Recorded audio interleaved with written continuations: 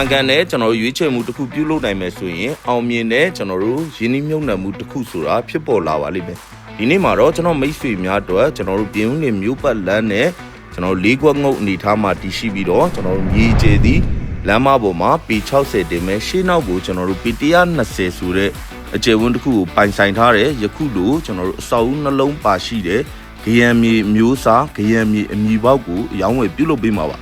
ဈေးနှုန်းတက်ချက်မှုအရကကျွန်တော်ပြည်ဦးလွင်မြို့လယ်မှာဆိုရင်ပေ40-60တကွက်ကိုတာမန်အဖြစ်3,000ခွဲနီးပါးပေါက်နေတဲ့အချိန်မှာပြည်ဦးလွင်မြို့ရဲ့မြို့ပတ်လမ်းနဲ့လေးခွက်ငုတ်အနေထားမှာတည်ရှိပြီးတော့မှမြေအကျယ်သည်ပေ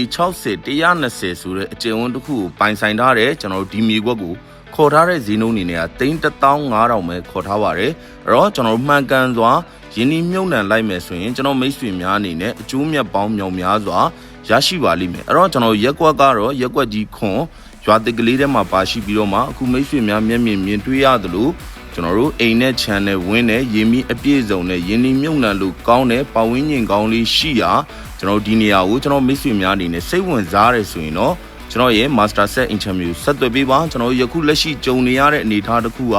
မြေကွက်အနေနဲ့ရောင်းကွက်ဆိုတာအင်တာမရှားပါသွားပြီဗျကျွန်တော်ကိုယ်တိုင်တော့မှကျွန်တော်တို့မြေကွက်တွေလိုက်ကြည့်တဲ့အချိန်ကျွန်တော်ရောင်းမဲ့အကွက်ဆိုပြီးတော့မှမရှိသလောက်အောင်ကိုရှားသွားပြီဗျအဲ့တော့ယခုလိုထွက်ရှိလာတဲ့ကျွန်တော်ဒီမြေကွက်လေးကတော့ကျွန်တော်မိတ်ဆွေများအနေနဲ့မှန်ကန်စွာယင်းနှိမ့်မြုပ်နှံလို့ရတယ်ဆိုတာကိုကျွန်တော်အနေနဲ့အကြံဉာဏ်ပြုပြသည်အားလုံးကိုကျေးဇူးများတင်ပါတယ်ဗျ